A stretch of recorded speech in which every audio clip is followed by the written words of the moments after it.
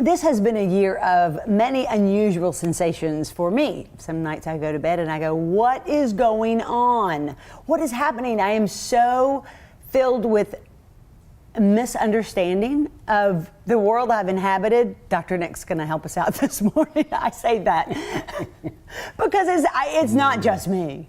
No, it's not just you. And you know, when you said you wanted to talk about the state of the nation, you know, there was some resistance in me, but then I almost like immediately pulled out of it and thought, you know, we do need to talk. That's the problem. We're not talking enough. Are we screaming? We're screaming. Well, Whitney, I've been thinking a lot about this rage or anger and hostility that seems to be surfacing more and more and more. Which I find very troubling.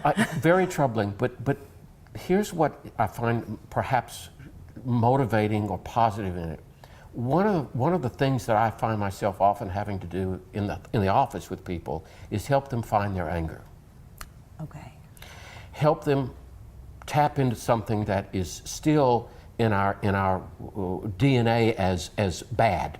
Okay. Okay? All right, so once I can tap into that anger and I can start emoting it, then I'm very concerned with where it's going to go, how it's going to come out. Is it going to become rage, violent? Okay, stay with me. Okay. I think what's happening in the nation is that there really is a whole lot of anger that has to do with lots and lots of transition that has been going on in the last couple of decades. Okay? Okay. Major.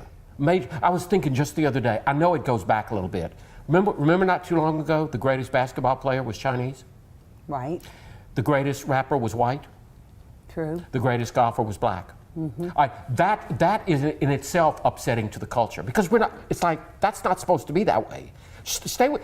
So now we're having this immense kind of transition of an economy that's changing almost as fast, faster than we're ready for. The manufacturing has declined. Certainly. Lots of people out of work. We did have a black president for 8 years that I think with a lot of rage was stuffed at that. There just is this boiling of anger. And my point in raising it with you is now what do we do?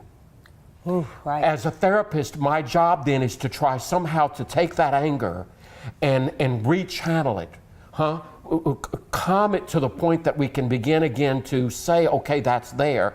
Transition causes a lot of heartache in one's life and in one's nation.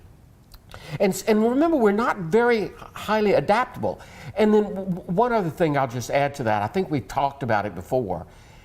It's all coming out without robes, without masks. It's almost, and I don't mean just the alt-right or the KKK. I'm talking about everybody's coming out and standing their ground. Right. What we used to hear in backroom chat rooms on the internet is now on CNN. Yes. Yes. Some people people are very bold. Right. And remember, the boldness comes through email and Facebook too. It's easier to be bold behind a rock. Right. But we're also seeing it now on the streets. I mean, Charlottesville was a major, major tragedy that we will have to live with for a long time because of all that anger and all that violence that erupted. Well, okay, so I have a question. Because a lot of those are 20-somethings, okay? The people who are in that alt-right movement, a lot of them are 20-somethings. What do they have to be so angry about? Well, that's a good question, you know, and I suspect that it's again a fear that, you know, I said not long ago, America's becoming darker and gayer. It's just changing. And some people don't like that? And well, I think that I do believe that there is some sincerity in a lot of European people, a fear that somehow they're losing their ground, their place, their I don't want to say power because that's what we've got to shift. Is the power base. But I think you're right. They do think they're. But it's just this enormous sense of we've got to get it back.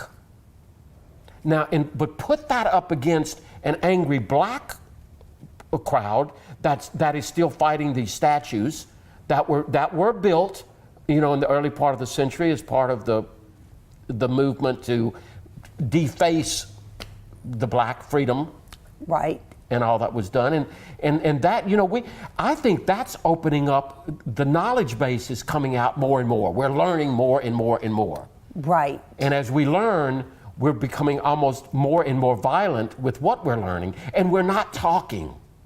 There is no dialogue.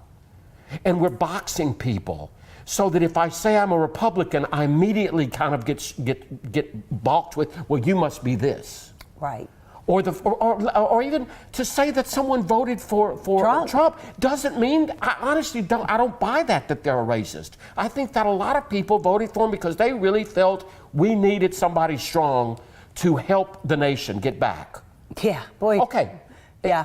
We can question it all day long, but we've got to be able to start listening to those different perspectives without the violence. Right. I don't mind the anger, but nobody's going to get violent in my office. No, but I thought I heard some anger in our president this week when he was going back on the Charlottesville incident, and I guess that to me is I've never heard any politician talk like that. I've never heard him use that language or speak to the media or speak to other people with such disdain and such. And I think the civility in the conversation has just gone awry, and I'm troubled that some people think this is the new normal. That really, that's how we really should all talk to people. And it troubles me that sometimes I don't know that I recognize this nation. The question when I turn on the news. The question is he causing it, or is he emoting what's already been there?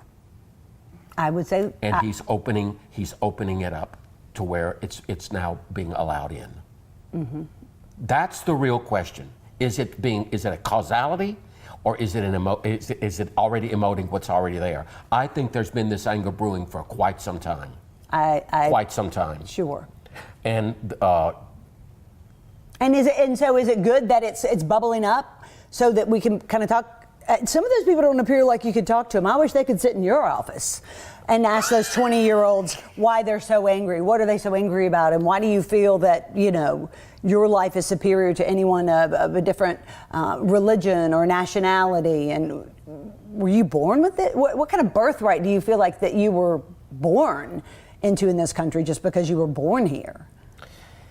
I would like to do the same thing, but at the risk again of getting in trouble, I'd like to hear what maybe they are also feeling towards those that they think are taking advantage of the system.